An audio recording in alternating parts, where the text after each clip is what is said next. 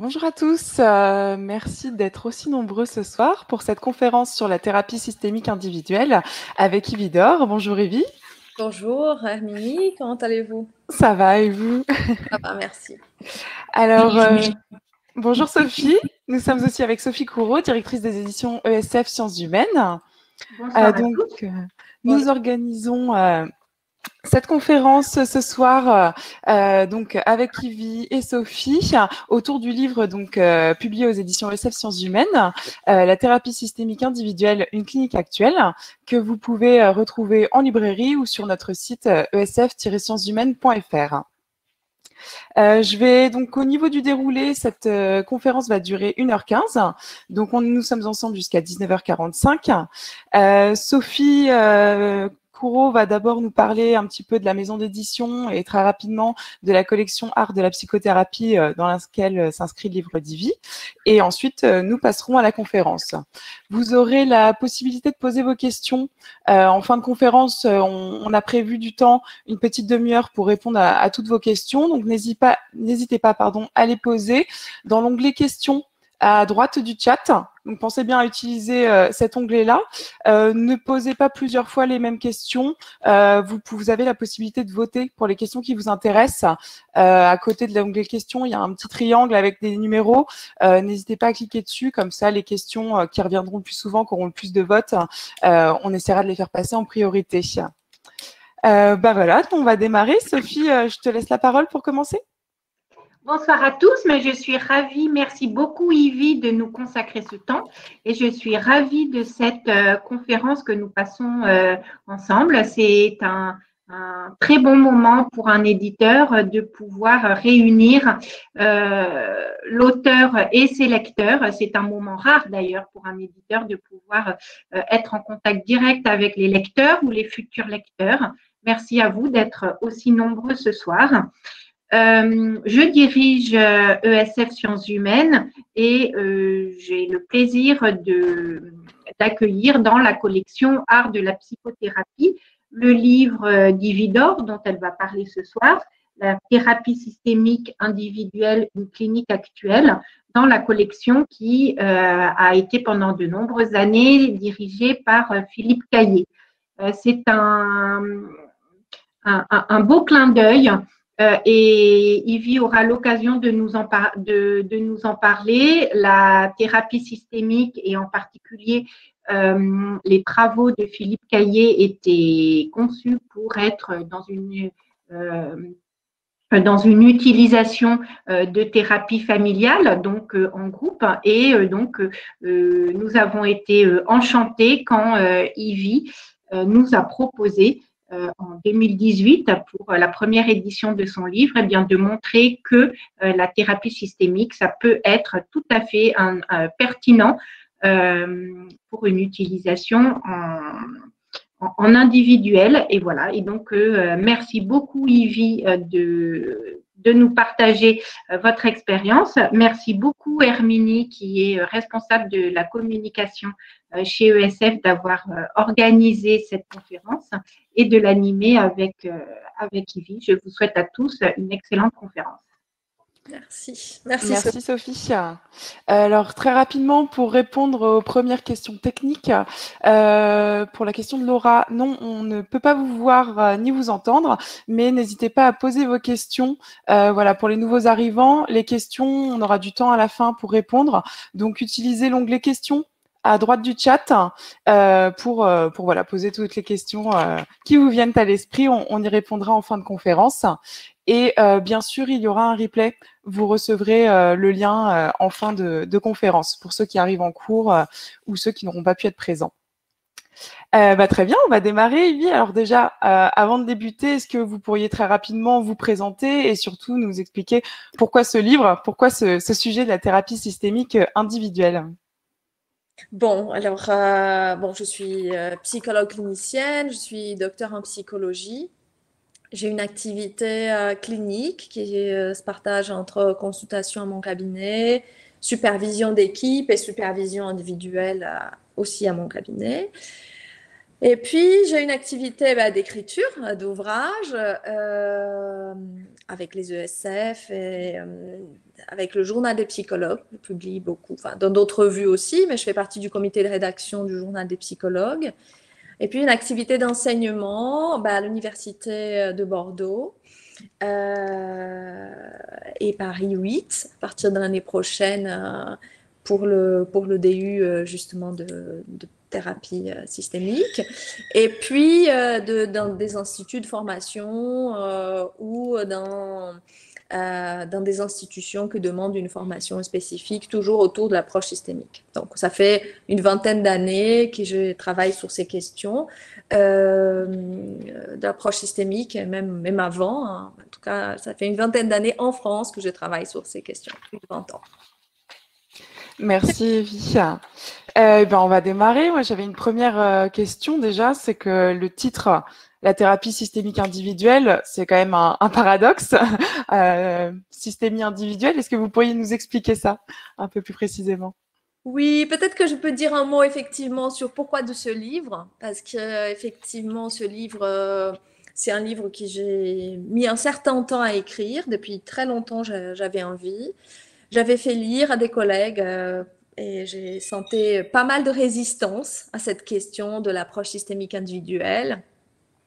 Et puis finalement, j'ai pris le courage et j'ai envoyé à 4 éditeurs. Les 4 m'ont dit oui, mais j'ai dit surtout oui aux ESF parce que c'était pour moi la collection Orange. Et puis c'est Philippe Caillé qui avait écrit un mail très, très élogieux et très, très enthousiaste par rapport à ce livre. Et c'était pour moi vraiment une grande fierté de publier aux éditions ESF Sciences Humaines. Vraiment, parce que c'est surtout cette collection, l'art de la psychothérapie, qui m'a beaucoup, on va dire, bercée par rapport aux lectures de l'approche systémique. Donc, c'était vraiment j'étais très honorée. Et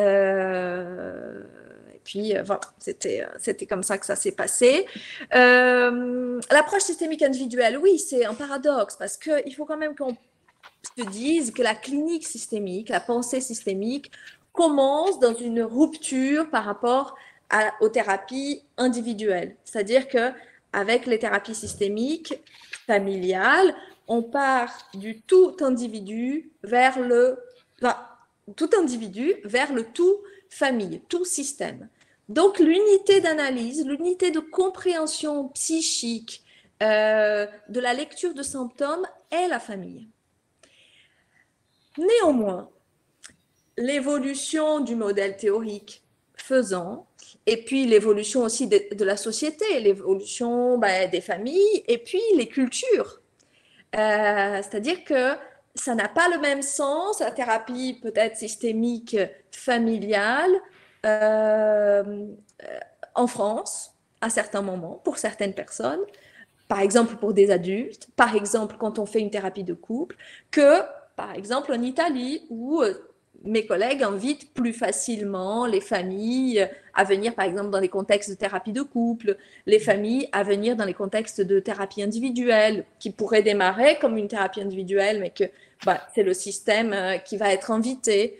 Je trouvais que la culture française et puis l'évolution de la société rendait peut-être plus difficile le fait d'inviter toute la famille physiquement, et qui en même temps, en pratiquant des thérapies individuelles, parce que finalement les systémiciens, ils continuent à faire des thérapies systémiques individuelles, ils ont continué à recevoir des personnes individuellement, sans pour autant faire appel à d'autres pratiques théoriques ou d'autres orientations théoriques. C'est-à-dire que quand un systémicien reçoit quelqu'un en thérapie individuelle, il ne devient pas psychanalyste, parce que c'est individuel, donc c'est la psychanalyse.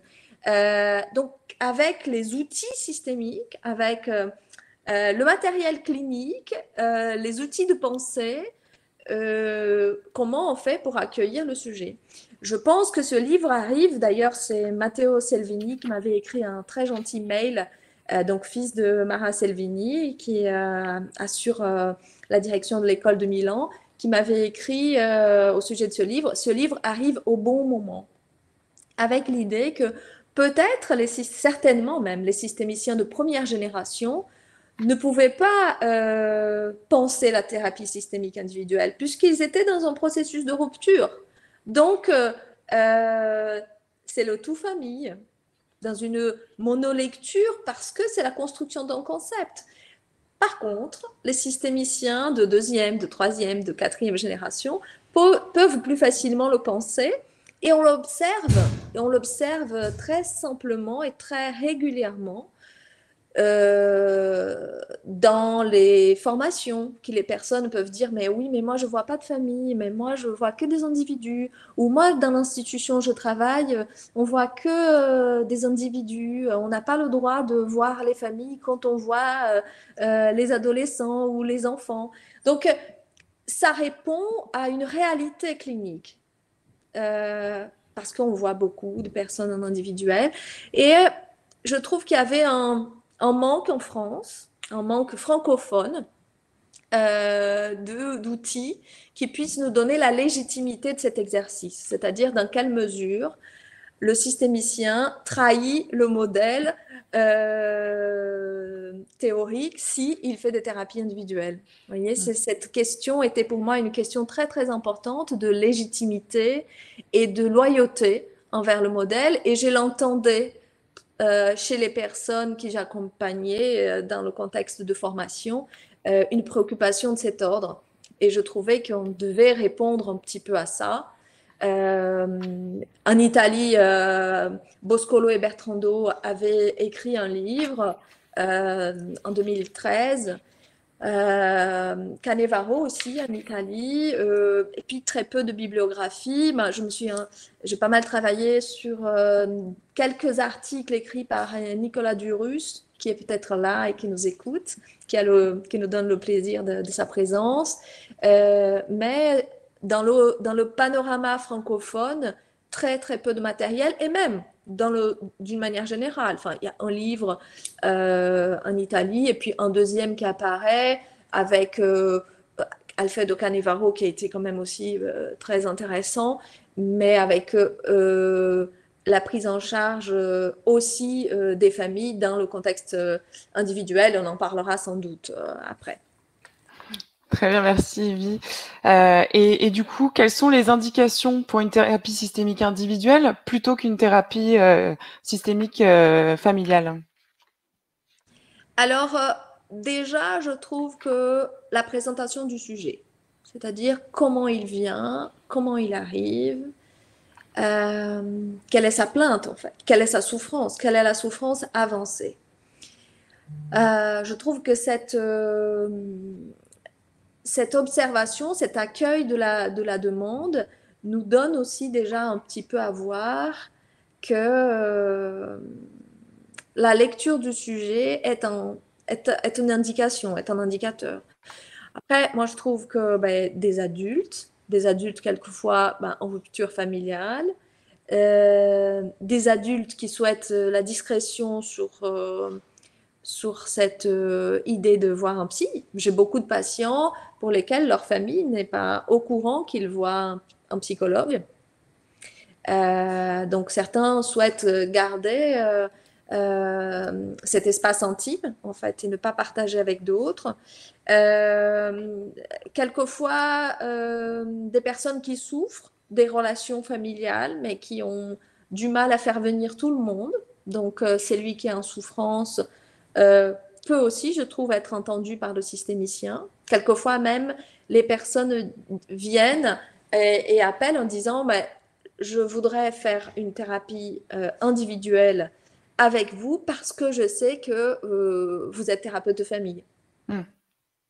C'est-à-dire qu'il y a cette lecture, cette compréhension de la famille, cette lecture des relations, etc. Quelquefois, des personnes qui viennent pour des problèmes de couple, mais qui ne veulent pas venir en thérapie de couple. Et ça, je trouve que c'est un choix symbolique qu'on doit entendre. C'est pas du tout la même chose de traiter son couple ou des difficultés de couple en thérapie individuelle qu'en thérapie de couple. Je trouve que ça veut dire quelque chose. Des adolescents, des pathologies névrotiques en général, des patients traumatisés crâniens, enfin, Vous en parlez dans le livre, c'est vrai que ça fait écho du coup aux citations qui s'affichent et que vous voyez défiler, effectivement. Oui, tout à fait. Et sinon, quels sont du coup quels outils systémiques servent à la pratique de la thérapie systémique individuelle? Quels outils est-ce que vous allez utiliser Tous. Tout simplement, tous les outils systémiques, c'est-à-dire l'hypothétisation, le questionnement circulaire, parce que le questionnement circulaire fait apparaître la relation. Le questionnement circulaire fait dire, mais qu'est-ce que vous pensez de ce qui se passe pour lui? Par exemple, je pense à une patiente que je reçois depuis quelque temps, que j'avais reçue dans un autre contexte, enfin, pour une autre demande, une thérapie individuelle, il y a 3 ans, parce qu'elle était dans une interrogation autour d'un remariage. Elle avait vécu un premier mariage qui avait été très traumatique pour elle. Et puis, depuis plusieurs années, elle était avec un homme qui souhaitait l'épouser et elle était dans ces questionnements-là. Elle est venue pendant une période et puis ils ont décidé de se marier. Elle a décidé d'aller vers cette histoire comme ça. Et puis, elle est venue encore un certain temps et puis elle a arrêté de venir. Et elle m'a rappelé 3 ans après parce qu'avec des difficultés avec sa fille aînée, qui était en rupture avec elle, qui est partie de la maison, qui ne voulait plus la voir, enfin, un mouvement très virulent comme ça envers sa mère. Et elle vient en thérapie pour aborder ces questions-là. Elle vient seule, aussi parce que ça vient interpeller pour elle des choses par rapport à sa propre histoire avec sa mère. Et très souvent, je l'amène à se dire, mais qu'est-ce que vous pensez qui se passe pour votre fille? Oui, mais est-ce qu'il n'y a pas un autre message qu'elle veut vous adresser? Est-ce que quand elle vous met à distance comme ça, est-ce qu'elle ne veut pas dire autre chose? C'est-à-dire que très souvent, je l'aide à penser la relation avec sa fille et je l'aide aussi à imaginer le vécu de sa fille. C'est-à-dire que ça, c'est aussi quelque chose de très important dans l'approche systémique individuelle, c'est que moi, je pense qu'on reste loyal un peu à la question de la famille. Alors, pas avec la question idyllique et merveilleuse que toutes les familles s'entendent bien, le monde est merveilleux, la famille c'est un havre de paix, non pas du tout, mais avec l'idée que c'est une appartenance forte, importante, que la rupture représente quelque chose de significatif et douloureux, et d'autre part que la famille, nos parents font partie des intouchables. Moi, je dis très souvent ça, il y a 3 intouchables dans la vie, nos parents, nos enfants et la patrie. C'est-à-dire, par rapport à ces 3 intouchables, vous pouvez tout dire. Ce sont vos parents, ce sont vos enfants, c'est votre patrie.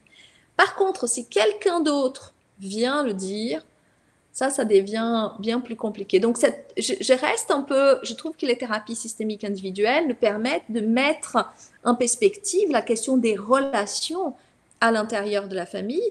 Et puis, dans une logique où on n'est pas à tout prix à défendre notre patient, c'est-à-dire à être capable de dire, mais là, je trouve que c'est dur. Non, je ne veux plus jamais l'appeler. Ah non, c'est pas possible. C'est votre fille. Peut-être que là, aujourd'hui, c'est pas possible de l'appeler. Elle a 16 ans. Là, c'est compliqué, c'est dur pour vous, mais il va falloir l'appeler quand même. Et puis, on va avancer sur ça parce que on ne peut pas adhérer à la logique d'une jeune de 16 ans. Donc, quelquefois, certains patients peuvent me dire, mais vous n'êtes pas de mon côté. Non, je pense que ce n'est pas une histoire d'être de côté. C'est important d'être honnête. Et puis... Pour aller, pardon Yvi, pour aller un tout petit peu plus loin, je vous coupe pour poser une question de Julien qui demande, est-ce qu'il faut être formé à l'approche systémique pour pratiquer l'approche systémique individuelle? Oui. Je pense que l'approche systémique est ce que j'ai nommé une exaptation, en fait. L'exaptation, ça a été décrit par certains naturalistes sur une forme d'évolution de certains animaux. En fonction du contexte, il y a un organe qui premièrement été utilisé dans une certaine fonctionnalité, qui avec les besoins du milieu, les besoins évolutifs, se sont détournés pour répondre à un autre besoin. Je pense que c'est tout à fait ce qui se passe. La thérapie systémique et individuelle n'est pas pour moi une fusion de modèles, n'est pas un autre modèle théorique, c'est les adaptations de l'approche systémique. Et donc, on garde le paradigme initial, on est complètement dans une lecture de système. Et donc, pour ça, oui, pour moi, il faut une formation de base qui est une formation à l'approche systémique. Classique, on va dire, avant exaptation. Oui. Et puis, si je continue juste peut-être un tout petit peu sur cette idée, parce que je parlais du questionnement circulaire, mais tous les outils systémiques, c'est-à-dire le génogramme, les objets flottants de Philippe Caillé, les métaphores que j'adore, c'est un outil qui est pour moi très, très fort, les métaphores, le fait de pouvoir mettre en image une pensée, cette articulation entre langage digital, c'est-à-dire verbal, des mots, de tout ce qu'on dit, et langage analogique, c'est-à-dire des images, de la gestuelle, de l'histoire aussi, de la relation, etc. Donc les outils systémiques, oui, tous les outils systémiques, avec cette idée que, en fait, on rencontre un sujet et sa famille intériorisée. En fait, la famille, elle ne vient pas physiquement, mais elle est là parce que quand on rencontre quelqu'un, on rencontre un représentant d'un système famille. Donc, on va beaucoup travailler sur la communication, la relation, le contexte, de façon à donner au sujet une autre lecture ou des perspectives nouvelles sur ses relations, sur sa place dans le monde, en fait. Oui. Et donc, les outils de la thérapie systémique peuvent tous être utilisés, mais est-ce que au niveau du travail, c'est un peu différent dans une thérapie systémique individuelle, sur quoi vous travaillez, comment vous travaillez, qu'est-ce qui différencie Dans une thérapie systémique individuelle, déjà, on est seul avec le patient, ce qui donne avec une rythmicité plus soutenue. C'est-à-dire, habituellement, les thérapies familiales de couple, on voit les familles et les couples une fois par mois. Certains de mes collègues reçoivent les couples tous les 15 jours. Moi, habituellement, je vois une fois par mois. Je trouve que ce temps est nécessaire, quelquefois 3 semaines, en fonction de entre 3 et 5 semaines. Enfin, voilà. Mais 4 semaines, un mois. Et puis, en thérapie systémique individuelle, c'est une fois par semaine. En tout cas, au démarrage de la prise en charge, une fois par semaine, avec un rythme donc bien plus soutenu, avec une relation donc duelle qui fait qu'on est, je trouve, émotionnellement plus engagé avec une personne, avec cette personne-là. Il y a une forme quand même de loyauté envers le patient. Ça, c'est déjà un changement très, très, très important. Et puis, voilà, je crois que c'est le principal. Hein. Je pense que c'est le principal. Et puis, l'adaptation des outils systémiques qui n'est pas une tâche difficile. Hein. Vraiment, qui n'est pas difficile. Parce que les collègues qui connaissent les outils systémiques tels qu'objets flottants, et puis tout ce qu'on peut inventer, tout ce qu'on peut construire avec le sujet qui est unique dans la relation thérapeutique. Enfin, l'idée, c'est de s'autoriser quand même la créativité. Moi, je me dis, je suis très...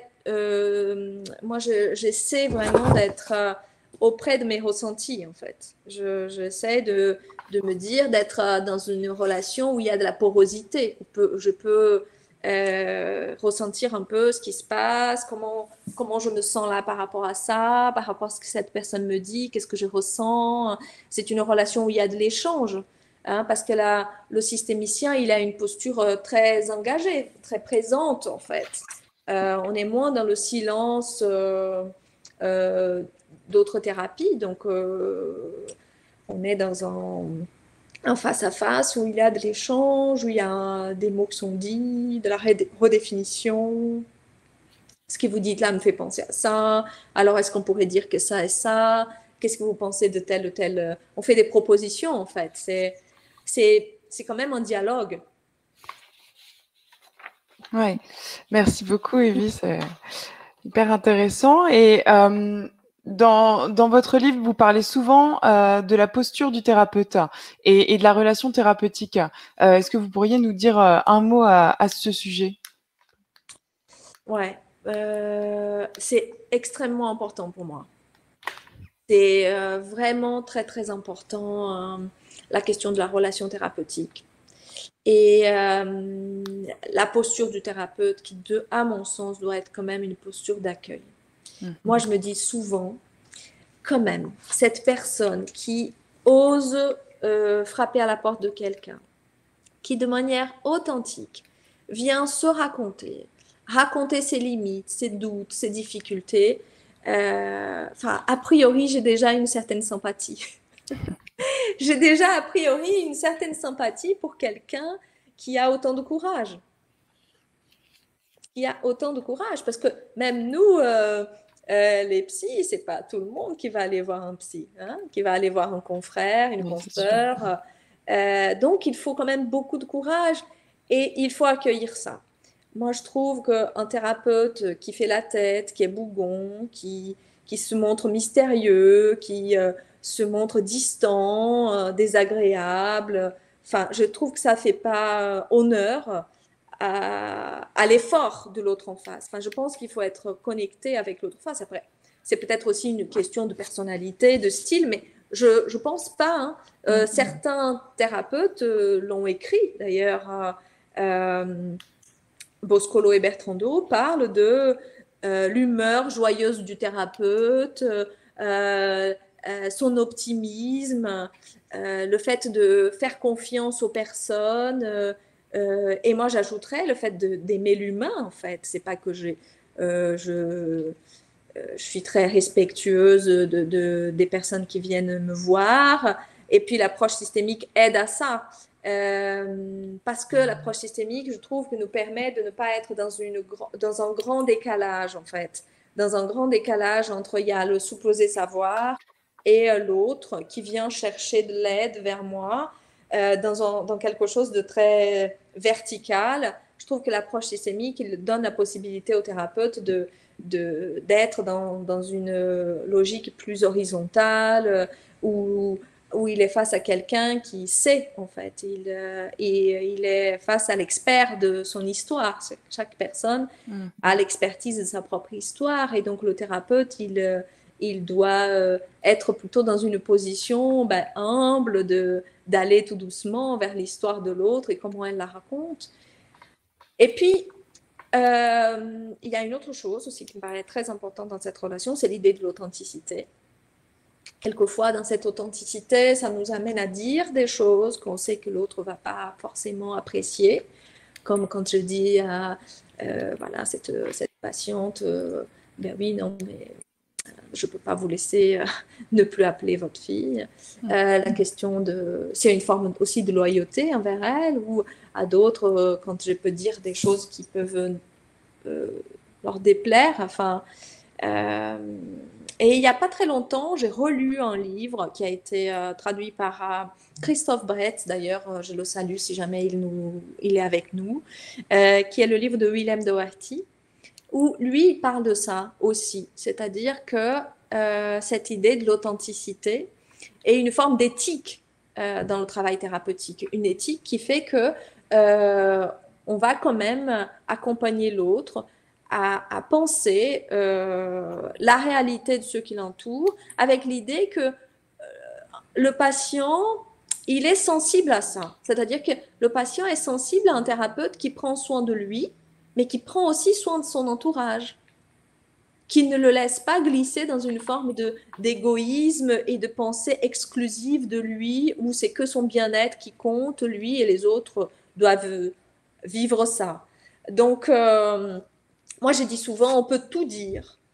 Pour ceux qui ont été en formation avec moi, ils connaissent sans doute cette maxime. J'ai dit, on peut tout dire si on tient compte de 3 petits critères.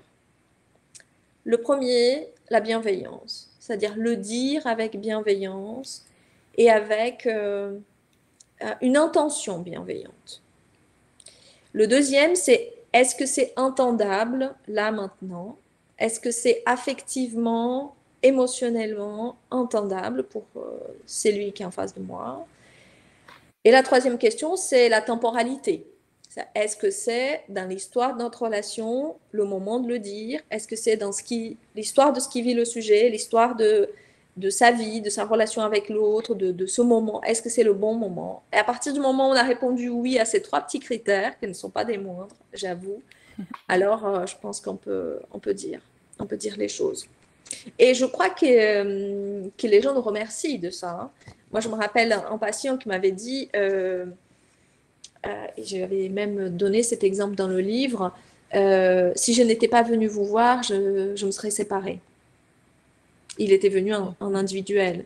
Et à certains moments, je pouvais dire, mais oui, mais quand vous parlez comme ça peut être dur pour votre épouse. Quand vous l'abordez de cette manière-là, elle ne peut que vous résister. C'est pas possible de. Et quand elle ne sait pas ce qui se passe dans sa tête, elle peut que imaginer des choses qui sont difficiles. Quelquefois, il n'était pas très content. Hein, que j'ai dit ces choses-là. Et puis, la relation de confiance, le fait que j'entende aussi ce qui se passe pour lui, rendait peut-être les choses plus entendables et plus supportables. Je ne sais pas si j'ai répondu. Ah si, c'était très clair justement. Et du coup, je crois qu'on a déjà pas mal de questions du public, mais j'en aurais peut-être une dernière justement sur la fin de la thérapie. Comment est-ce qu'on sait qu'une thérapie est terminée? Alors, moi, je trouve quand même, quand on est à l'écoute du sujet, des signes qu'il nous donne, très souvent, on est un peu au diapason de tiens, est-ce qu'on ne va pas déjà vers espacer, hein? Moi, je commence par espacer les entretiens. Je trouve que c'est pas mal comme ça, un rythme comme ça, où on espace un peu. Au fur et à mesure, on espace les entretiens. Et puis à un moment donné, on sent que ça s'arrête. Très souvent, je peux demander aux personnes en venant, est-ce que vous aviez quelque chose à dire? Est-ce que vous aviez pensé? Qu'est-ce que vous aviez envie de dire aujourd'hui? Et quelquefois, les gens disent non, ça va bien. Ou quelquefois, je propose, je dis, ça fait quelques séances, je trouve que ça va bien. Qu'est-ce que vous en pensez? Oui, moi aussi, j'avais pensé. C'est absolument pas rare qu'on soit un petit peu dans les mêmes ressentis parce que on entend moins de plaintes, moins de souffrances, plus d'aisance, une meilleure, je trouve, affirmation de soi, une posture peut-être moins défensive, plus ouverte. Je pense qu'on voit les choses quand même, on perçoit dans l'accompagnement clinique, je pense qu'on perçoit régulièrement. Et puis, c'est pas mal de temps en temps aussi de faire le point. Et quelquefois, en faisant le point, les choses se disent et apparaissent. Et puis, vraiment, très honnêtement, je trouve que les thérapeutes doivent passer dans la vie des personnes. C'est-à-dire que vous faites partie d'une période de sa vie et puis après, vous n'êtes plus là. Enfin, c'est-à-dire que vous ne faites pas partie de la famille. Donc, vous, en tant que thérapeute, vous êtes là pendant une période. Et puis, l'idéal, c'est que cette thérapie ne dure pas trop longtemps pour que justement, ça ne devienne pas une relation de dépendance. Le projet thérapeutique, c'est l'autonomie du sujet. Et donc, pour moi, c'est contradictoire avec le projet thérapeutique si on se voit pendant 10 ans, 20 ans, 15 ans. Ça ne veut pas dire que ça ne peut pas exister. Quelquefois, la souffrance, les difficultés, la pathologie, etc., fait que on va se voir pendant très longtemps et peut-être qu'on se verra très, très, très, très, très longtemps, toute la vie, etc. Mais l'idée, le projet, c'est qu'une thérapie ne doit pas durer plus que nécessaire. En tout cas, c'est vraiment quelque chose que j'ai à l'esprit. Et puis, je pense que je ne suis pas la seule à voir ça à l'esprit. D'ailleurs, Canevaro avait écrit quelque chose comme ça, hein, Alfredo Canevaro. Trop allonger une relation thérapeutique n'est parfois que retarder le métier de vivre. Oui. Donc, c'est intéressant quand même de penser que la thérapie est très utile, très importante quand on a bien sûr besoin, quand on se sent dans une période où il faut s'interroger, et puis ça doit durer le temps nécessaire et pas plus. Et comme vous le dites, du coup, je partage cette dernière citation justement extraite de votre livre. Si le thérapeute est attentif et engagé dans le processus thérapeutique, très souvent, l'idée d'arrêter le suivi survient de façon concomitante chez le thérapeute et le patient. Donc oui, les deux le sentent et ça se fait assez naturellement, si j'ai bien compris. Oui, je pense quand même, parce que c'est une co-construction, même si quelquefois on perçoit une certaine appréhension. Hein. On perçoit une certaine appréhension, on dit ah non, mais déjà, non, on peut penser, ben non, on va tout doucement. Et puis, c'est important l'idée de la souplesse. Moi, je dis souvent aux personnes qui viennent, c'est-à-dire qu'on arrête cette thérapie, mais les portes vous seront toujours ouvertes. Moi, je refuse des nouveaux patients, mais je prendrai toujours mes anciens patients quand ils reviennent. Ça me paraît logique, ça me paraît cohérent. Et puis, c'est notre engagement, c'est en tout cas mon engagement. Donc, ce n'est pas un problème d'arrêter, parce qu'on peut reprendre rendez-vous si on le souhaite.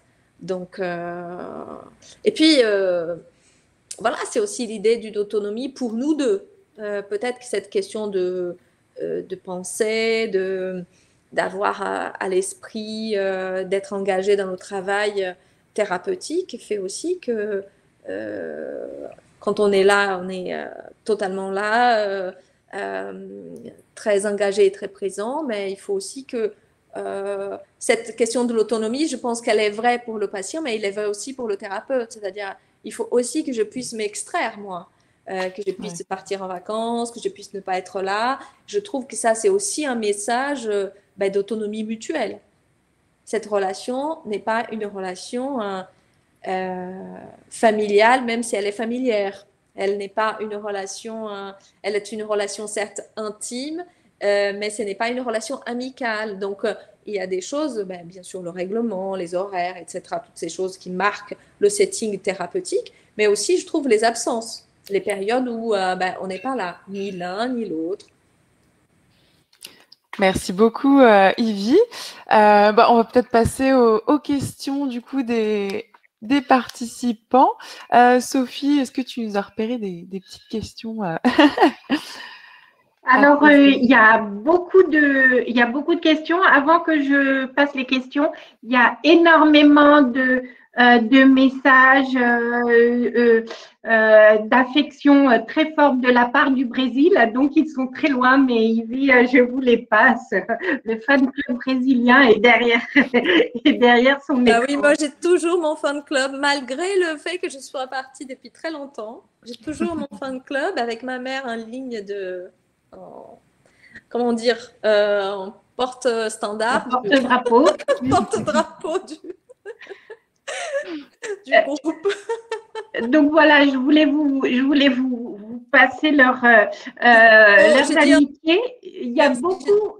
J'ai dit un peu aux Brésiliens, obrigada pela presença de vocês, grande beijo.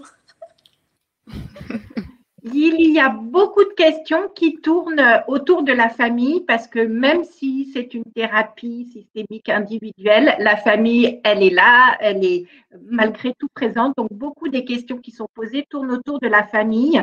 J'ai envie de commencer par la première question qui a été posée par Sabine, mais qui est rejointe par de nombreuses autres personnes. Comment inviter une famille symboliquement en séance? Et Sabine pense en particulier quand la famille n'est pas là, puisque vous travaillez aussi beaucoup sur les questions d'interculturalité et donc avec des familles qui peuvent parfois, rien que pour des questions géographiques, ne pas être là. Mais vraiment, c'est vrai que, par exemple, je me rappelle des collègues qui travaillent avec ce qu'on appelle maintenant les mineurs non accompagnés, ce que je dirais des mineurs éloignés de leur famille, disaient, mais comment on peut faire de la thérapie systémique familiale quand on n'a aucune information, on ne sait pas où ils sont, on ne sait pas d'où ils viennent, on ne sait pas comment, on n'a pas de contact avec la famille. C'est intéressant parce que cet après-midi, cette journée aujourd'hui, avant d'être là, j'étais dans une MEX, je faisais une formation sur la prise en charge systémique interculturelle.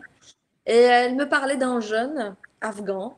Peut-être qu'il y a des gens de la MEX, ils savent de qui je parle, un jeune afghan qui vient en France sans pouvoir, vient dans un moment de crise très intense, guerre, tout ça. Son père était décédé. Enfin, voilà, il part vraiment en fugue, il s'en va comme ça, il n'a pas le temps de dire au revoir à sa mère. Aujourd'hui, il ne sait pas, ça fait 5 ans qu'il est parti, il ne sait pas si sa mère est en vie, si ses frères et sœurs sont en vie. Et puis, on travaillait sur la question de la valise de ce jeune. Et je disais, mais en fait, qu'est-ce qu'il habite? Il n'a pas fait de valise, lui, hein, de valise matérielle, de choses comme ça, d'objets. Mais il a transporté avec lui plein de choses de cette famille-là.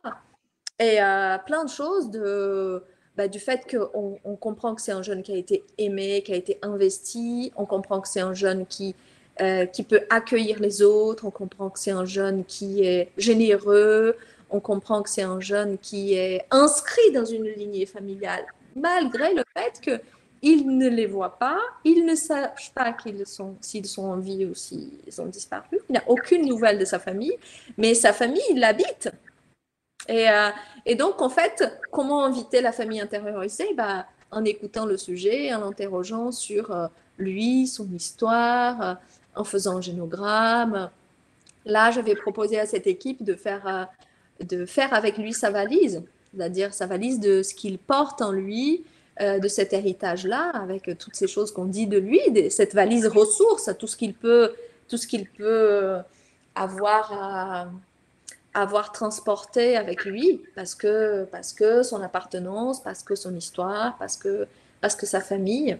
Donc comme ça, avec le génogramme, avec l'idée de l'écoute du sujet, avec certaines inventions, certaines créations, parce que cette histoire de faire avec lui la valise de ses ressources, Gilbert Prégnot le fait d'une autre manière. Mais le fait de dire il y a des ressources qu'il a à lui et qu'il sait repérer, mais il y a des ressources que nous, on perçoit en lui qu'il ne sait peut-être pas repérer. Donc, c'est une valise co-construite. Et donc, ça, c'est pour moi une belle manière d'inviter sa famille.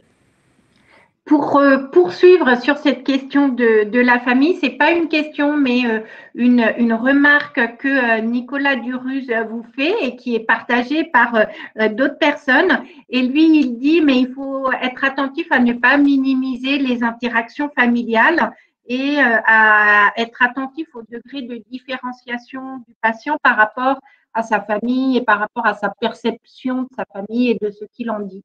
Donc voilà, je sais. Si vous voulez. Mais totalement. Et je crois que, merci d'ailleurs, Monsieur Duruz, d'être là. Je suis très honorée de votre présence.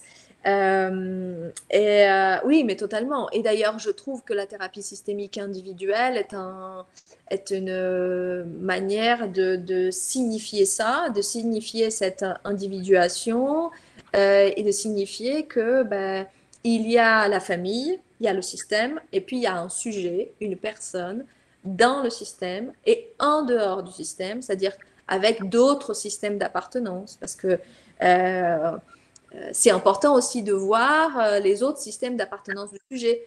Effectivement, ça me permet de dire cette remarque que ce n'est pas la famille le seul système d'appartenance. On va travailler sur la question, famille d'origine, hein, on va travailler sur les questions autour des appartenances amicales, professionnelles, dans la fratrie, certes, ces familles d'origine, mais aussi dans d'autres systèmes d'appartenance que la famille. C'est sûr, vous avez raison. Merci. Une question qui est posée par Caroline. Comment faire si après une thérapie individuelle, le patient demande à être reçu en couple ou en famille? Personnellement, je n'accepte pas.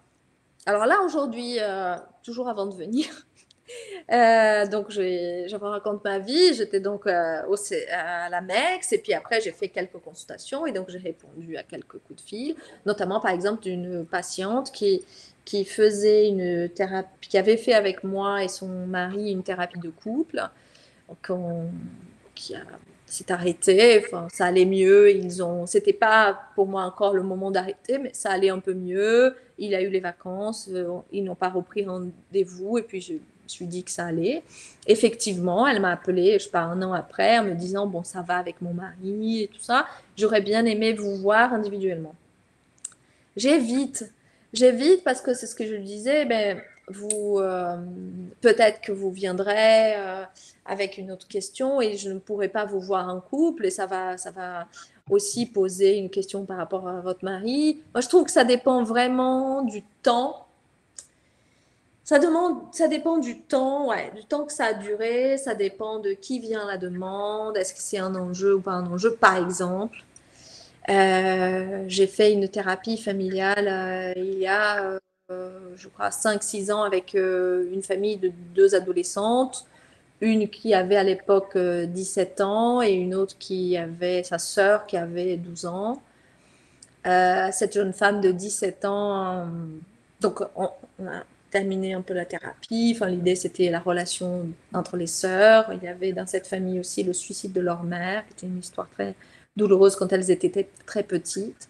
Donc, on avait fait un travail autour de ça, autour de l'histoire actuelle, des relations entre les sœurs et tout. Et puis, on avait décidé que c'était la fin de la thérapie. Et 6 ans après, la sœur aînée m'appelle en disant, voilà, je suis venue en famille, est-ce que vous acceptez de me recevoir à nouveau? Et là, je trouvais que c'était cohérent, que c'était logique de la recevoir. Il n'y aura pas à mon sens, de thérapie familiale, enfin, à nouveau. Moi, je trouve que ça dépend vraiment du contexte. J'évite quand c'est tout de suite après, on est en thérapie de couple, de famille, et tout d'un coup, ça devient une thérapie individuelle. Enfin, j'évite ça. Je pense qu'il vaut mieux aller ailleurs. Mais quand il y a du temps qui est passé, voilà, maintenant c'est une adulte, elle vit seule, je trouve que c'est différent. Bref. Et puis j'ai plein d'autres exemples comme ça, de jeunes qui reviennent. Et je trouve que c'est pas mal parce que ça veut dire qu'il y a quelque chose qui s'est passé aussi dans cette relation thérapeutique. Je trouve que c'est pas mal d'accueillir. Mais moi, quand j'ai fait des thérapies individuelles, ça m'arrive d'inviter des membres de la famille et quelquefois, ces invités-là demandent est-ce que je ne peux pas venir en thérapie avec vous? Et puis, ça, c'est non, absolument non, ça c'est sûr. Ou que j'ai suivi la fille et plus tard la mère demande une thérapie, non. Ou quand c'est un couple où il y avait des choses assez conflictuelles, de rivalité, même si ça fait très longtemps que la thérapie s'est terminée, je ne prends pas l'un parce que vis-à-vis de l'autre. Voilà, je pense que ça dépend un petit peu des situations, de la problématique, du temps qui est passé par là, mais a priori, on va dire non. Enfin, a priori. D'accord. Grande majorité. Et est-ce que la thérapie systémique individuelle se pratique avec des enfants et des adolescents? Ouais. Alors, avec des adolescents, sans problème. Je me sens très à l'aise avec l'idée de les voir seuls. Et puis, quelquefois même, j'ai du mal à faire venir les parents. Certains disent non, mais il veut pas, non, mais il est autonome, non. C'est-à-dire que quand je vois les adolescents, je conviens avec eux que de temps en temps, on fera le point avec les parents. C'est-à-dire, je rencontrerai avec eux les parents pour savoir un peu pour avoir un écho en fait, pour avoir un retour de la part des parents de comment ça se passe. Pour les enfants, je suis un peu plus partagée. Je pense que la présence familiale est plus importante, même si j'ai fait des entretiens individuels et des rencontres avec la famille régulièrement. Quand les enfants sont petits, très petits, je pense à un petit garçon, 5-6 ans, souvent je les vois seuls et je vois l'entretien d'après avec un peu seul et un peu avec la famille. Voilà, je module un petit peu, mais la famille n'est jamais trop loin quand, enfin trop loin, elle n'est jamais loin de toute façon, mais très souvent je mets des entretiens. Donc je ne considère pas ça forcément une thérapie individuelle. Je dirais que dans le contexte de cette thérapie familiale, je rencontre l'enfant seul régulièrement. Ou on pourrait dire que dans le contexte de la thérapie systémique individuelle, je rencontre la famille avec l'enfant régulièrement. Je trouve que c'est plus difficile avec les enfants petits, en tout cas dans ma tête de systémicienne, même si ça arrive. Alors, à partir du moment où ils sont plus grands, ça me paraît bien plus faisable et plus cohérent. Alors, ça fait le lien avec une question d'Ornella. Quels sont les objectifs des séances systémiques individuelles? C'est de répondre à une demande individuelle ou à une demande familiale? Alors, il y a les deux. Quelquefois, le sujet vient avec une demande très liée à ce qui se passe pour lui. En tout cas, la carte de visite, la demande initiale est quelque chose qui se passe pour lui. Et puis, on découvre que ça a un lien quand même avec la famille. Et quelquefois, quelqu'un vient parce qu'il souffre dans sa famille, parce qu'il est en souffrance dans les relations familiales et que une thérapie de couple n'est pas possible parce que l'autre ne veut pas, parce qu'une thérapie familiale n'est pas possible parce que les autres membres de la famille ou les enfants ne souhaitent pas. Et puis, c'est lui qui souffre, décide quand même d'aller vers de l'aide. Donc, ça peut être les deux. Et puis, ça peut être quelquefois une demande qui ressemble, qui pourrait faire penser à une demande très individuelle et qui finalement se construit d'une manière très familiale, en fait. Par exemple, un des cas cliniques que je cite dans le livre, c'est une femme qui vient en thérapie individuelle en se disant, voilà, j'ai du mal à m'affirmer, je n'arrive pas à aller au bout de mes projets, je voudrais avoir un enfant et j'ai du mal, j'ai fait des études et je ne fais pas le métier qui correspondrait à mes études, je suis toujours en deçà de ce que je pourrais donner, faire. Et puis, en fait, il y a toute une question autour des origines. Elle ne connaît pas son père biologique, c'est important pour elle. Enfin, il y a tout des volets qui s'ouvrent comme ça autour des difficultés familiales qui sont quand même très significatives. Et puis,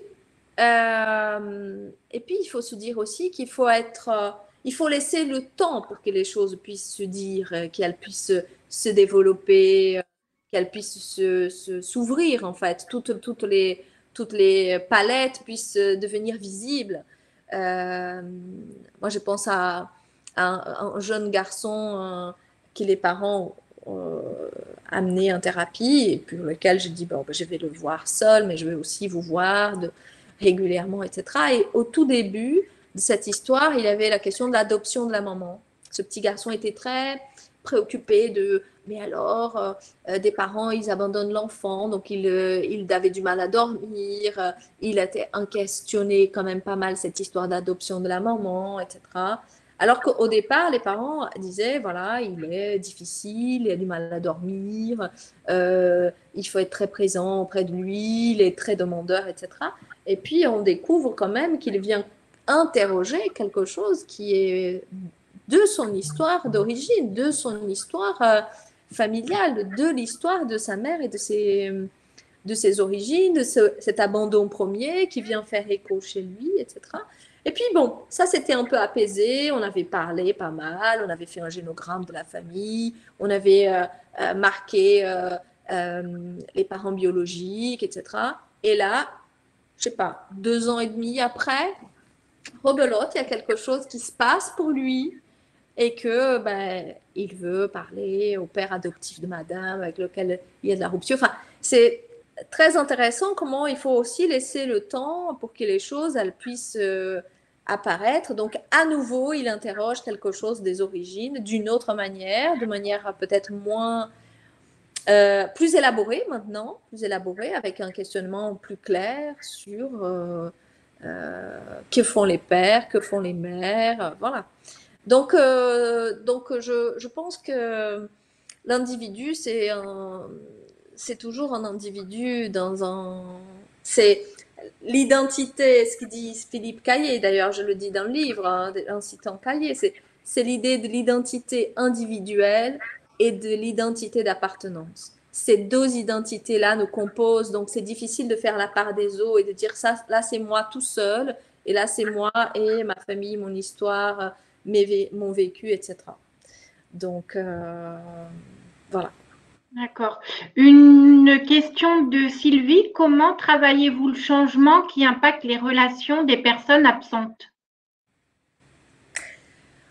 Moi, je pense que le fait de... Alors, je n'ai pas une intention comme ça j'ai pas un projet, un programme pour les personnes qui viennent, mais je pense que le fait qu'elles changent, que le regard change, leur posture change, donc la relation change. Et si la relation change, ben, l'autre en face change. C'est l'idée du système, en fait. C'est un ensemble d'éléments en interaction. Et à partir du moment où il y a un qui bouge, ben, les autres bougent aussi. C'est comme la petite chaîne. C'est-à-dire que si j'ai Sokou d'un côté, ben, ça va faire des petites ondes et qui vont toucher, interpeller les autres. Donc, oui, je pense que la thérapie systémique individuelle, elle fait bouger les lignes du système parce qu'elle fait bouger les lignes de la relation et donc de la place de chacun, des rôles de chacun, etc. Je disais aujourd'hui encore dans cette formation de la journée, parce qu'elle est fraîche dans ma tête, que à partir du moment où, par exemple, on entend l'arrogance d'un jeune comme finalement une peur extrême de l'humiliation et un vécu d'humiliation qui fait que demander est impossible, recevoir un non c'est insupportable parce que c'est de l'humiliation et puis que quand il s'agrippe à cette arrogance, c'est peut-être une manière de s'agripper à sa dignité, au peu de dignité qui lui reste. C'est pas la même chose. Enfin, on ne voit pas les choses de la même manière. Et donc, on va pas aborder ce jeune de la même façon. Si on se dit, il n'est pas arrogant parce qu'il veut m'humilier moi, mais il est arrogant parce qu'il a été humilié lui et qu'avec cette arrogance, c'est une tentative, c'est une stratégie non programmée, bien entendu, de garder un peu de dignité. Ça change tout, je trouve.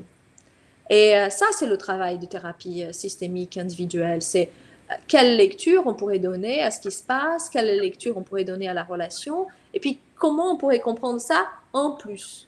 Ça ne veut pas dire que la lecture de la personne n'est pas la bonne, mais c'est un autre regard, c'est quelles sont les autres manières de voir cette réalité. Et ça change tout. Moi, je trouve que ça change tout, parce que ça change ma façon d'être en relation avec l'autre. Alors, on a maintenant des questions qui sont un peu plus générales sur l'approche systémique en particulier. Quelles sont les différences entre la thérapie systémique individuelle et une psychothérapie classique, demande Sybille, au-delà des outils propres à la systémique? Alors, je ne sais pas ce que c'est une thérapie classique. C'est-à-dire que je ne sais pas, parce que les modèles théoriques sont différents. Je trouve qu'une thérapie, c'est surtout la rencontre, thérapie systémique individuelle, si on pense ça, la rencontre entre deux personnes qui fait que ça va être forcément quelque chose de différent et d'unique. Donc, c'est une thérapie basée sur l'idée de la co-construction. Moi, je voudrais le penser à une thérapie basée sur l'idée de pouvoir être créative, de se laisser imprégner par l'autre et son histoire. Voilà, je ne sais pas, c'est très différent. Je trouve que la rencontre, elle est unique. Plus que la méthode, en fait, parce que c'est quand même ça qui va faire toute la différence. Et je crois quand même que la méthode systémique nous permet une rencontre plus apaisée, chaleureuse, accueillante, encore une fois, avec cette idée de l'engagement, de la co-construction. Enfin, voilà. Mais pour moi, ce qui va rendre unique, c'est cette rencontre. cette rencontre thérapeutique. Alors, une question peut-être un peu difficile à répondre, qui est posée par Rebecca, mais qui est rejointe par beaucoup de gens. Il existe une offre de formation en thérapie systémique qui est importante. Et est-ce que vous auriez des conseils à donner entre un DU ou des formations courtes Alors, moi, j'ai fait des formations courtes sur Bordeaux, sur ce thème. Mais moi, j'ai travaillé pendant plusieurs années dans un institut de formation qui s'appelle l'IDES. À cette période, c'était moi qui faisais la formation sur l'approche systémique individuelle. Ça paraît cohérent, logique. Je ne sais pas, maintenant, je ne travaille plus à l'IDES. Je ne sais pas si ça continue, j'espère que oui.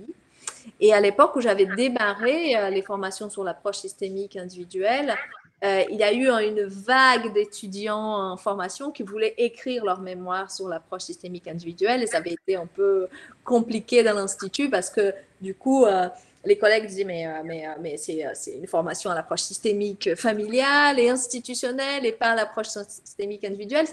Cet engouement avait causé un peu d'effroi. C'est vrai, tous les instituts de formation ne forment pas à l'approche systémique individuelle. J'espère que de plus en plus, ils vont le faire. Et je ne me suis pas renseignée dernièrement, mais j'espère que mes collègues continuent la formation à l'approche systémique individuelle à l'IDES.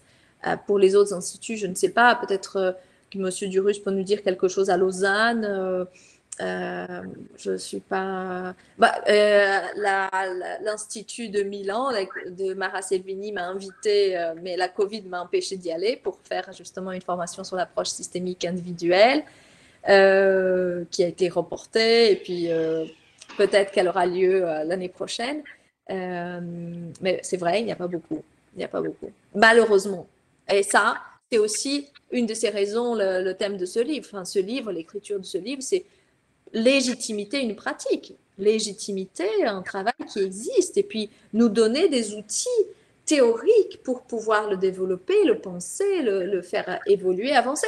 Et puis, je pense vraiment que c'est une manière de rester loyal à l'approche systémique, c'est-à-dire un modèle théorique qui ne bouge pas, qui reste figé, qui ne s'adapte pas à la réalité du monde qui l'environne, du monde environnant, c'est peut-être quelque chose qui s'arrêterait, qui perdrait de son intérêt, ouais, sa substance, tout à fait. Donc moi, je trouve que ce livre, c'est enfin, je ne sais pas pour faire de la publicité, hein, bien entendu, enfin, mais je pense vraiment que ce livre est un outil, justement, quand on fait de la thérapie systémique individuelle et qui nous manque de formation. Est-ce que l'approche systémique a sa place dans les troubles 10 ou les troubles développementaux de l'enfant ou dans certains troubles neuropsychologiques? Alors, je ne suis pas une spécialiste. Ça m'arrive de recevoir des jeunes avec des troubles 10. Mais je les reçois très souvent, effectivement, en faisant le point avec leur famille régulièrement, même si j'ai fait souvent des entretiens individuels, tous les 2 mois, je les retrouve avec leur famille. Mais je trouve que ça dépend toujours du cas, de la personne, de la situation, de l'âge de l'enfant, si c'est un enfant, si c'est un adolescent, si c'est un adulte. Tout ça dépend de tous ces facteurs-là. Sur le plan neuro, moi, je suis pas mal de personnes ayant vécu un traumatisme crânien, des patients avec des pathologies neurodégénératives, et là, dans des contextes très souvent individuels. Donc, voilà, je pense que ça dépend. Il faut quand même, quoi qu'il arrive, avant, je trouve, moi, de faire une proposition thérapeutique, de faire 1, 2, voire 3 entretiens d'évaluation pour pouvoir proposer quelque chose. Hein. Donc, d'emblée, comme ça, on pourrait se dire oui, pourquoi pas, mais ça dépend de ce qu'il dit le sujet, de comment il se raconte, qu'est-ce qui est douloureux pour lui, qu'est-ce qui est difficile. Et puis, c'est D'accord. la question de la demande dont parle Le Burger, c'est-à-dire c'est qui porte la demande, c'est qui porte les 3 niveaux de la demande, c'est-à-dire l'allégation, la souffrance, le symptôme. Est-ce que c'est la même personne? Est-ce que c'est des personnes différentes? Est-ce que… Bon, tout ça, c'est important quand même d'évaluer. Et puis, je pense que c'est difficile de dire comme ça d'emblée. Oui, pourquoi pas? A priori, ça m'arrive de recevoir, mais il faut évaluer tout ça. Et est-ce qu'il vous arrive d'intervenir dans des situations d'emprise, que ce soit en milieu professionnel ou de radicalisation ou sectaire ou autre? Beaucoup, beaucoup d'emprise dans les relations conjugales, beaucoup de questions d'emprise dans le contexte professionnel, mais effectivement moins dans les contextes de sectes. Les personnes que je reçois, c'est personnes qui sont déjà sorties des sectes. D'ailleurs, je pense que c'est très souvent ça pour les professionnels, hein. Je pense à quelqu'un qui était dans une secte quand il était enfant et qui vient en thérapie individuelle, ou quelqu'un qui était en secte qui est sorti à l'adolescence et qui du coup vient en thérapie, enfin, mais pas dans les groupes et pas quand on est dans la secte, on est dans la secte. Il faut être sorti pour pouvoir se mettre dans une réflexion autre en fait. Et pour pouvoir se dire j'étais sous emprise. Il faut ne plus être sous emprise, je crois, pour dire ça d'une manière très claire au point quand on est dans une secte. Hein. Même si je pense que quand on est dans des relations, on peut se dire je me sens sous emprise là, je me sens et puis je n'arrive pas à sortir de cette emprise. Enfin, bien sûr, je pense à une femme que je rencontre qui dit ça. Je n'arrive pas à me séparer, je sais que cet homme me fait du mal, que c'est compliqué, que c'est douloureux pour moi, que c'est difficile, mais je n'arrive pas à me dégager. Là, je trouve que c'est plus facile d'aller vers un psychologue. Dans le contexte des sectes, on est plus inaccessible. Voilà. Enfin, mais je ne suis pas une spécialiste, hein, encore une fois, de ces questions. Une autre question, en thérapie systémique individuelle, est-ce qu'on peut être en cothérapie? Ah oui, oui, on peut. Malheureusement, je ne le fais pas, je ne pratique pas à mon cabinet avec un cothérapeute pour des questions d'organisation. Un libéral, c'est toujours plus compliqué, et puis de coût aussi pour les personnes. Mais oui, on peut tout à fait. Tout à fait. Je trouve que ça a aussi tout l'intérêt d'avoir quelqu'un de l'autre côté de la glace s'entend, qui interroge, qui interpelle. Mais oui, bien sûr. Merci beaucoup. Concernant les questions sur les formations, donc Nicolas Durus, qui a entendu votre appel, indique que les formations à la thérapie systémique individuelle, toute formation à la systémique plutôt, doit, selon lui, intégrer un apprentissage à la systémie individuelle et que chaque modèle familial systémique, ajoute-t-il, qu'il soit structurel, stratégique, Bowen, etc., nous apprend quelque chose quand on travaille avec une seule personne. Voilà, donc c'est… Ça doit s'intégrer, je pense, c'est ce qui est dit, je pense que ça doit s'intégrer dans la formation longue. Voilà, c'est ça. Après, il y a des personnes qui ont déjà eu cette formation longue, mais qui n'ont pas eu l'opportunité, durant la formation longue, d'être formées à l'approche systémique individuelle, parce que c'est vraiment pas présent dans tous les instituts, hein, loin de là. Mais c'est vrai que… Voilà.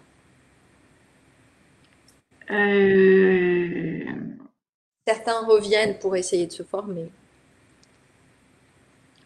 Il y a eu une question tout à l'heure posée par Christophe quand vous avez dit que vous intervenez en thérapie systémique individuelle avec des adolescents et que vous voyez la famille. Est-ce que la famille est présente ou est-ce que vous voyez la famille hors de la présence de l'adolescent? Non, avec l'adolescent. Avec l'adolescent. Avec l'adolescent. Et on prépare ça, parce que c'est ça l'idée, hein. C'est-à-dire que quand on fait une thérapie individuelle et qu'à un moment donné, on fait venir d'autres personnes, moi j'avais utilisé cette métaphore dans le livre, c'est on ouvre une chambre stérile. C'est-à-dire il faut faire très attention à qu'est-ce qu'on va laisser rentrer par rapport à cet espace thérapeutique. Et puis, en début de ma pratique, je pense que j'ai fait quelques erreurs par rapport à ça. Et j'en ferai toujours, hein, parce qu'on n'est pas complètement prêt à tout, totalement performant. Mais moi, je me rappelle que quelquefois, cette venue de la famille pouvait être une venue qui pouvait mettre à mal le travail thérapeutique. Donc, on prépare ça, on prépare avec l'adolescent, on organise ça ensemble, on se dit, bon, ben voilà, qu'est-ce qu'on va faire pour cet entretien-là, comment on va le faire, est-ce que tu veux que je dise certaines choses, est-ce qu'il y a des choses que tu veux dire, est-ce qu'il y a des thèmes que tu veux surtout pas aborder, voilà. Est-ce que tu penses qu'ils ont une idée de ce qu'ils veulent parler? Donc, cette préparation en amont et en aval, le fait de discuter aussi de comment ça s'est passé, comment il a vécu ça, etc., ça fait partie du travail thérapeutique. Ça donne de la matière quand même. C'est très, très, très intéressant. Et puis, quelquefois, et aujourd'hui, encore une fois, non pas aujourd'hui, hier, c'était le cas. Je reçois un jeune depuis pas mal de temps, un jeune que j'avais reçu en thérapie familiale quand il était très petit, il devait avoir 12 ans, lui. Et puis, il revient là, avec cette période de Covid, c'est très compliqué pour lui. Il s'est mis à fumer du cannabis, décrochage scolaire, il a 19 ans. Donc, quand il est revenu il est venu avec son père. Il voulait que son père soit là pour dire un peu ce qui se passait pour lui. Et puis, bon, on fait une thérapie individuelle, c'est certain. Et hier, il est arrivé, il me dit, il est arrivé avec son père qui l'amène parce qu'il a du mal à venir seul, c'est compliqué pour lui, il a du mal à sortir de chez lui, donc son père s'est engagé à l'amener à chaque séance, ce qu'il fait toutes les semaines. Et donc, ce jeune rentre dans mon bureau, je dis bonjour monsieur, je fais venir le jeune. Et il dit, il faut que mon père rentre, il faut que je parle avec mon père, j'ai des choses à lui dire, je peux plus garder ça, il faut que je lui dise. Donc, ce n'était pas prévu, on n'avait pas organisé, mais il y avait un tel impératif pour lui que ça me semblait important que je fasse venir le père. Et puis, en fait, on parle ensemble, c'était compliqué pour lui, c'était tendu, difficile. Et puis, son père dit... depuis hier, il me dit qu'il veut me parler. Depuis hier, il me dit, ben, je veux que tu viennes demain rentrer dans le bureau de Madame Dor, je veux qu'on en parle. Donc, l'idéal, c'est de préparer, l'idéal, c'est de le construire, l'idéal, c'est que ça soit un outil, la préparation, la discussion de débriefing après. Mais là, je pensais que c'était très important qu'on le fasse comme ça au pied levé et j'ai accédé à sa demande. Ça me paraissait plus utile pour lui que le protocole, parce que le protocole, je pense qu'un protocole figé ne sert à pas grand-chose. Il n'y a pas de protocole pour moi. Il y a ce qui est adapté, il y a ce qui répond au mieux à ce qui se passe pour le sujet. Et dans notre relation thérapeutique, je pense que la souplesse dans des situations comme ça, surtout avec les adolescents, c'est très important. Alors, je parle sous le contrôle d'Herminie. Peut-être c'est la dernière question. Ouais. Une question de Laurence à Bordeaux qui fait des accompagnements individuels systémiques en institution psychiatrique.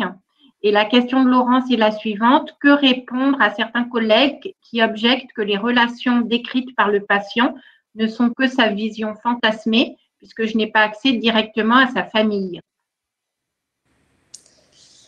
Alors, moi, je fais la différence entre,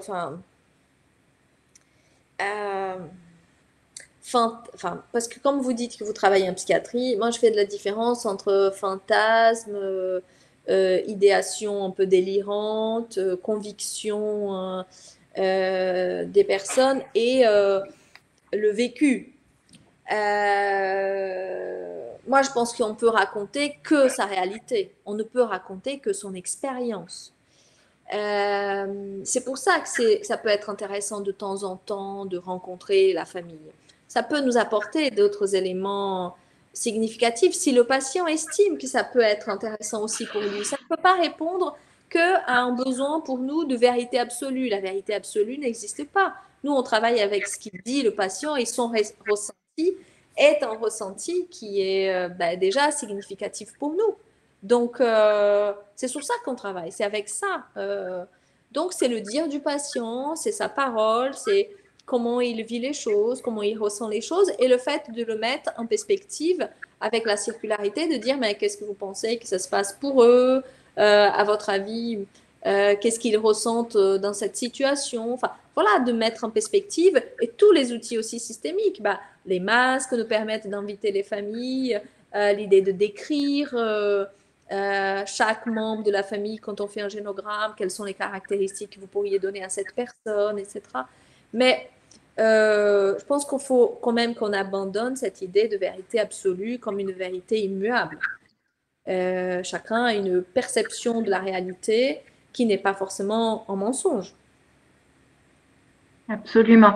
La dernière, c'est pas une question, c'est un conseil ou un clin d'œil de Mathieu qui s'adresse autant à vous qu'à nous éditeurs. Il propose que votre prochain livre soit sur l'intégration du modèle de la thérapie contextuelle de Nagui à la thérapie systémique individuelle.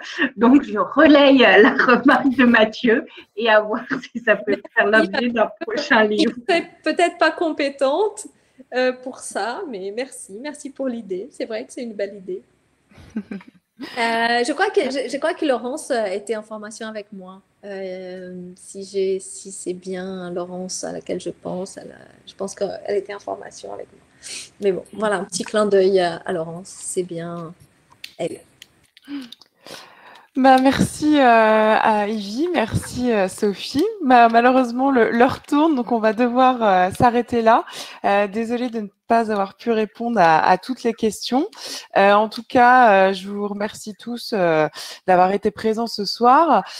Pour forcément en savoir plus, aller plus loin, n'hésitez pas à lire le livre d'Ivy, La thérapie systémique individuelle, une clinique actuelle, qui est disponible donc chez votre libraire ou sur notre site esf-scienceshumaines.fr.